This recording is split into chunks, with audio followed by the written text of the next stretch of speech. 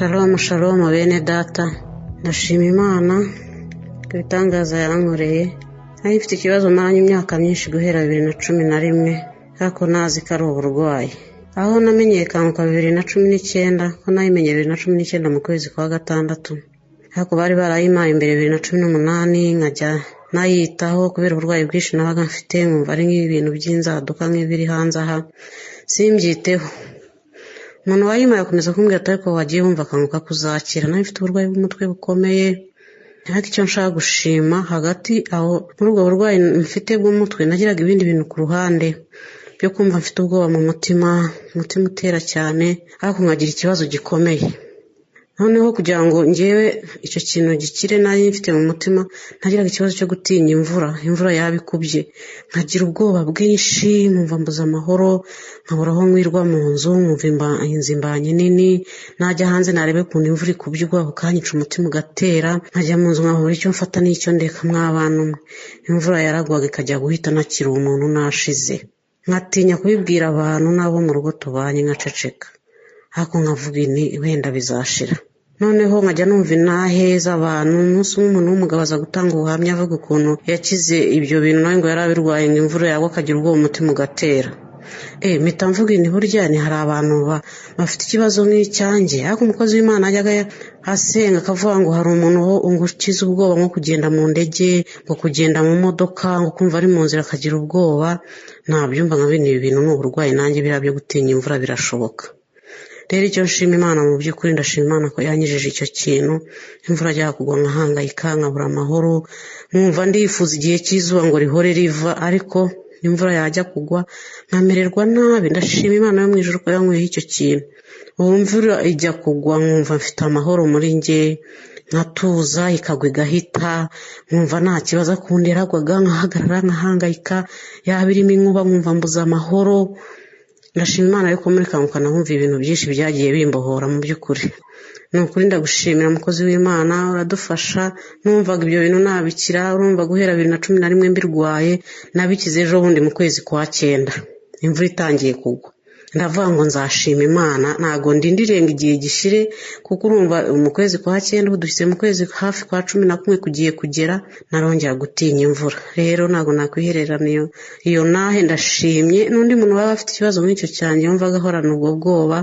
Ni ukuri imbura Satani ateza abantu ubwoba mu buryo butandukanye. Urumva nawe umuntu w'umudamu ukuze ubyaye kabiri, ariko nahoranaga ubwoba mu mutima bw'imvura, nkahora mpangayikiye imvura, numva ari ibintu bitabaho kuri njye, yagwa nkabura aho mwirwa. Urumva rero imyaka nari mbimaranye ni myinshi mu by'ukuri. Nshimye Imana yuko yambahoye icyo kintu nagitinya imvura igiye kugwa. Byari binkomereye, wenda nashobora gutanga inaha umuntu yabyumva akumva ari nk'ibintu byoroheje, ariko mu by'ukuri njye byari bimbangamiye kandi bigatuma mu mubiri wanjye namera neza. Nshimye Imana yuko yambahoye icyo kintu bitewe n'inahe z'abantu, cyane cyane umugabo numvisha ashima ko nawe yayitinyaga. Ni ukuri Imana igihe umukozi w'Imana umugisha n'abantu bakorana, turabakurikira mutubwira amagambo meza ahumuriza. Iriya jambo ryo kuwa mbere riramfasha ko ubugombe bw'Imana aribwo bugomba kutubaho. Ndayishimiye rero ibyumvira mu ijuru, nyizamura icyubahiro. Shalom shalom.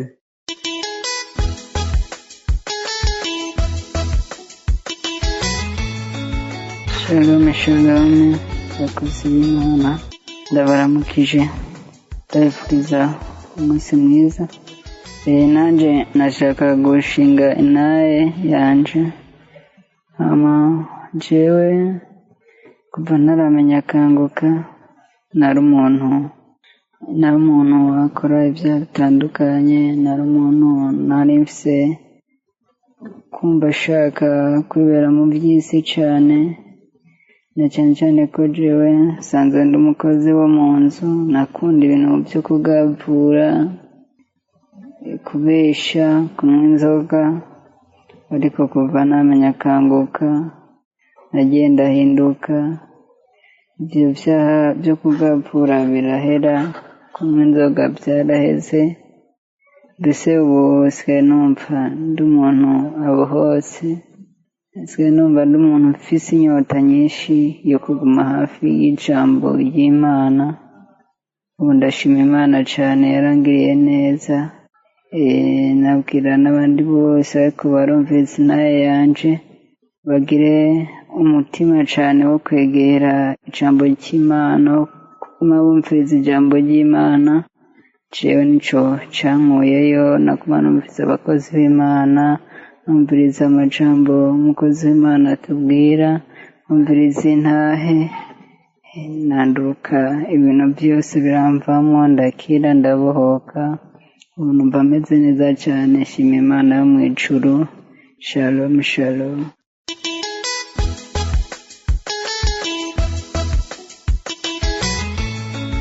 Yesu ashimwe inshuti z'umusaraba amazina nitwa Rishari. Nje gushima Imana ku bitangaza Imana yakoze muri Kanguka yo kuwa gatandatu. Nshaka gushima Imana kubera yuko je namenye Kanguka igihe kinini giheze, ariko ibiganiro byayo sinakomeje kubikurikirana.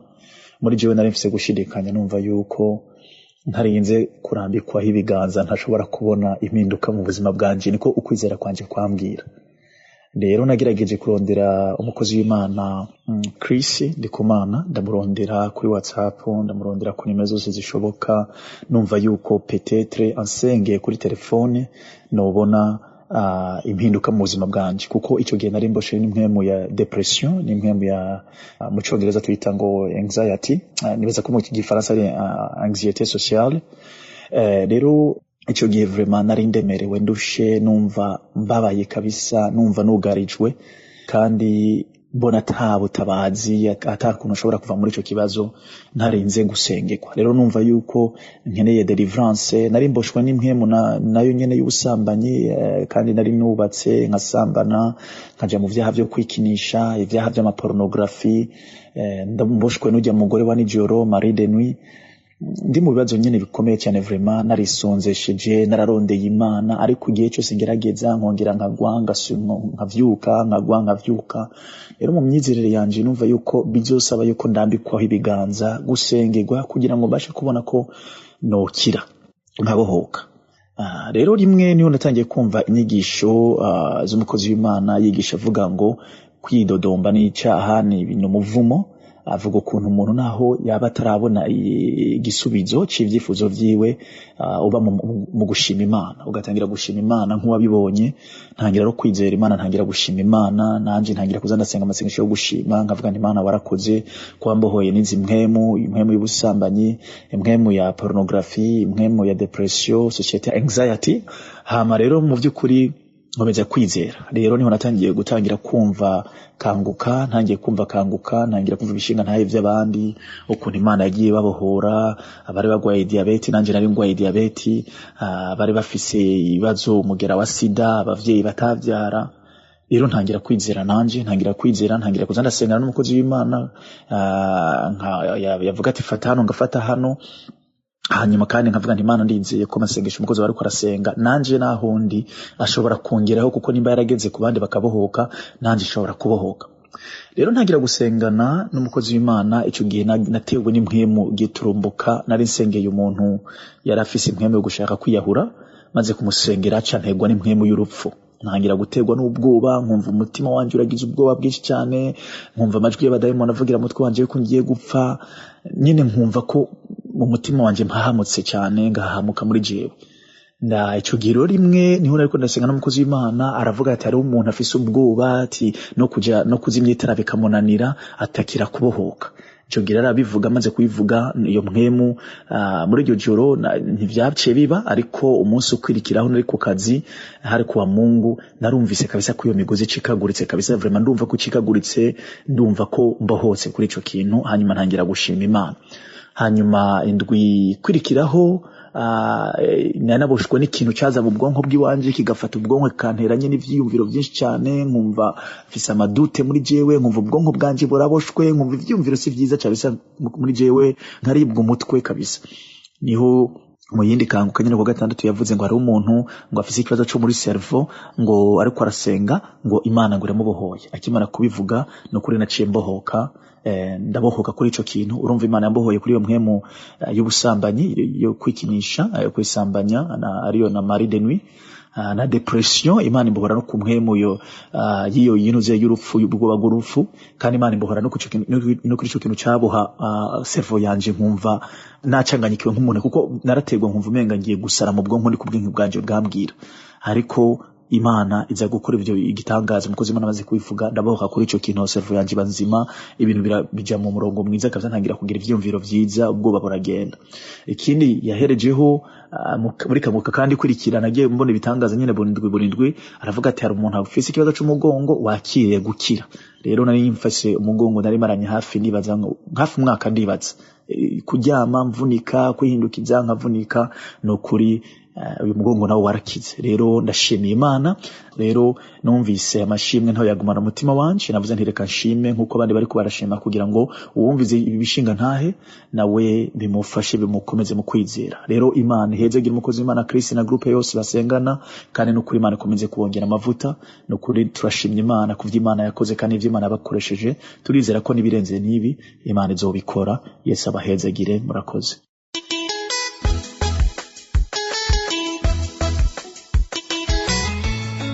Shalom shalom mukozi w'Imana Chris Ndikumana n'abandi bose musangiye gukorera Imana muri equipe Kanguka hamwe n'abanywanyi bose bumviriza ibiganiro vya Kanguka. Nezejwe rero uno musi no kuza gushinga intahe yanje, intahe ya transformation ingene Yesu yagiye ahindura ubuzima bw'iwanje.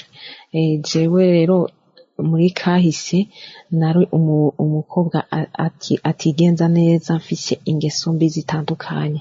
Naragendana n'abahungu nkagendana nabo tukakora ubuhumbu tugasambana nabo, hanyuma hagera igihe ndatwara inda ndayivyara, uwo tuvyaranye uyo arampeba, uyo arampemukira. Ariko mu nyuma rero ubuzima ntibworoshe, naho nyene Satani yagiye ahagurutsa abandi bahungu benshi bakaza bakampenda bakavuga ngo turagukunda, ariko nabo nyene bikagenda kwa kundi nyene.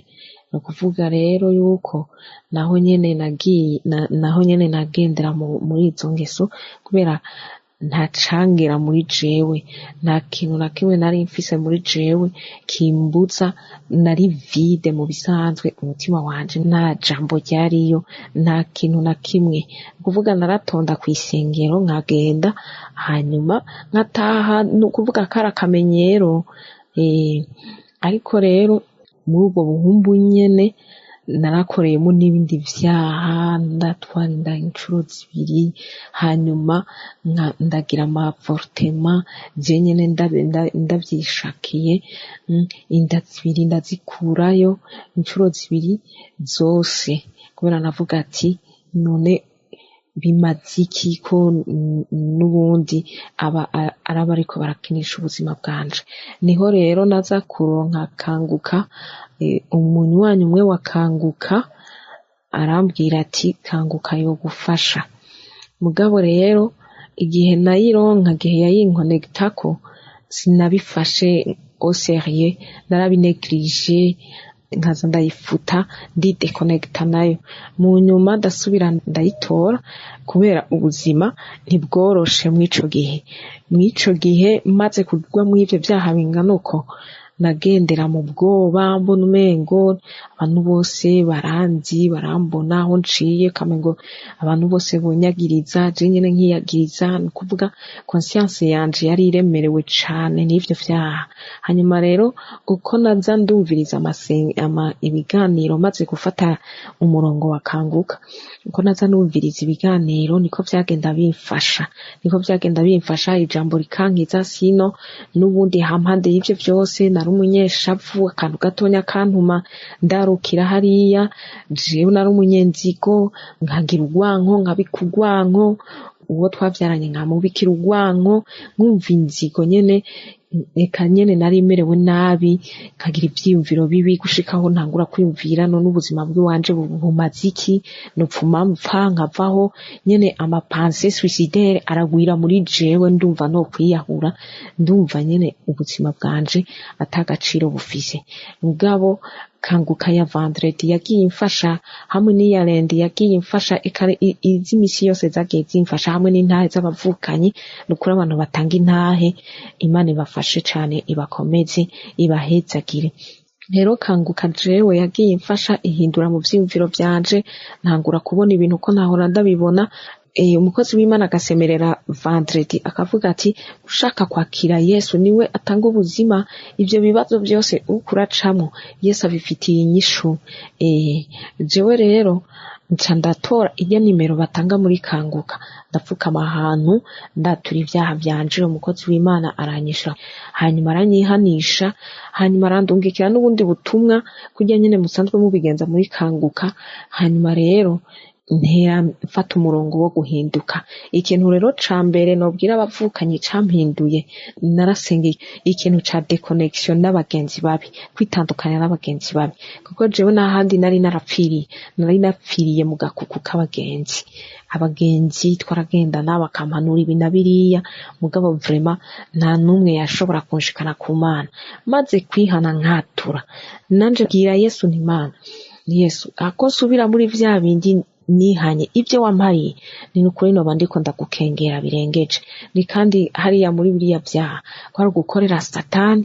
Nta mpembo yampemvye, impembo yampemvye ni souffrance nabayemwo, n'umubabaro n'agahinda, ni depression, nukuba umuntu nyene adashoboka muri societe. Ni nayindi mpembo yampemvye. Nti rero jewe mfashe inzira yo kugukurikira, misemwo wewe, sishaka ikindi kintu na kimwe. Abagenzi bose mfise urababona, abo tugendana urababona. Mana ndasengeye deconnection, ndasenga iryo sengesho. Imana rero bamwe igenda iba deconnecta, sino muhira harabirigara abagenzi b'ubupfu gusa, duhuye tukavuga amajambo y'ubupfu, duhuye nta kindi twahuriramo atari ibintu vy'amanyanga gusa vy'ubupfu, nta kindi twahuriramo. Rero imaze kugira iryo sengesho, abagenzi bamwe barikuramwo, amagroupe ya WhatsApp amwe ndayavamo ndayakita, hasigara amagroupe yonyene nzi yuko ndonkamwo ijambo ry'Imana. Rero maze kubigenza gutyo, abagenzi bamwe Satani ntabiheba byoroshe, baraje barambwira ati yo wewe wavyibagiye bimwe twakorana, tugira dutangure kuvuga hose yuko wewe utakijijwe. Nanje ndababwira nti uwampfiriye si mwebwe, kandi uwo nakiriye mwege nimumuzi, gumana ubuzima bwanyu bw'amanyanga, nanje ndafashe inzira izonjana mw'ijuru. Ni kuko hamande y'ibi byose dukora mw'isi byo guhimbara umubiri, hari ubundi buzima. Nimwege rero nimba mutaravyumva, je namaze gufata intumbero. Baranyimoka nyene, baranshinyaguriza, barantwenga, bakamitana ngo dusororere inzoka. Nanje ndababwira nti kuva nahuye yuko akaborerwa ari kabi kazana n'ibindi vyaha vyinshi, sinzosubira kugendana namwe, nirindi bibanza bitsitazanya. Rero ndabwira Yesu ni Yesu, nubwo nosigara ndumwe, mugabo nkaba ndisheho yuko ndagufise, ivyo nta na kimwe. Abagenzi uzomacagurira n'abandi beza nyene ubona yuko twafatanye uru rugendo rwo kuja mw'ijuru. Nuko rero Yesu agenda abinkorera, ariko deliverance ya mbere naronse nitandukanije n'abagenzi babi. Ikindi ca kabiri mpwemu w'Imana yangobereye gukora, nubwo kitari kinyoroheye, no guharira uwo muntu twavyaranye akamemukira. Numvise mpwemu yaravuga ati none jewe naguhariye ibi vyaha byose wakoze, uru rutonde w'ivyaha bingana uku nkabiguharira, mbega none wewe niwe unanirwa no guharira abandi? Tanga imbabazi maze ibikurikira jewe nzomwibariza. Basi rero ntori telefone ndamwandikira message ndamubwira ati burya narakubabariye. Hanyuma nawe arishima cane.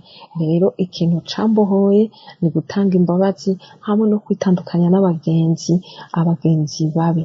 Umuntu wese yoba ariko araca mu bisa n'ivyo naciyemwo, nta yindi nzira no kumvira ijambo ry'Imana. Nuko rero ca ndabandanya mu kwizera,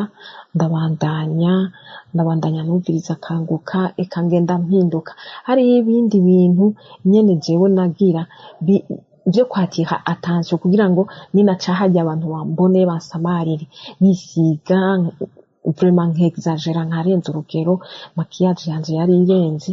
Mugabo ubu unye aho Mariya kwatura ibyaha nkihana, igihe cose ntoye maquillage ngo nisige, ndumva ijwi rimbwira ati nturenzaho, gezaho.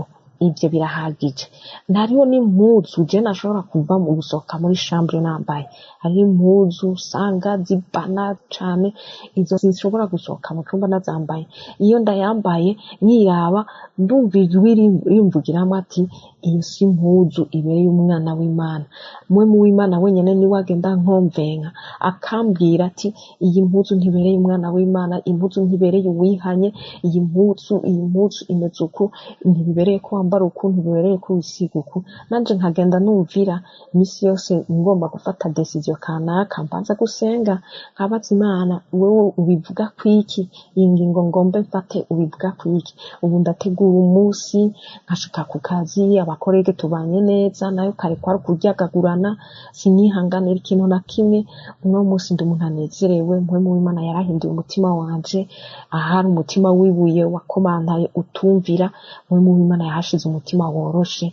Ubu ndashima Imana, ubu naravuze Bibiliya, nanje ndisomera ijambo ry'Imana, nta muvugishwa w'ikinyoma ashobora kuza kumpenda, kuko nanje Imana iravugana nanje, ndasoma ijambo hanyuma nkaripima n'ubuzima bwanje. Iyo rero ubuvugishwa buje, nanje ndabupima n'ico nasomye, ndabupima n'ico nasomye mu ijambo ry'Imana. Nuko rero intahe yanje yo guhinduka shimye kuyigarukiriza hano. Ni byinshi Imana yagiye inkorera, ariko ico nzi coco nuko Yesu ari ku ruhande rwanje, nanje ndi ku ruhande rwiwe.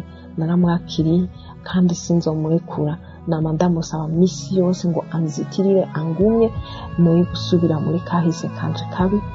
Yesu nashimwe. Shalom shalom.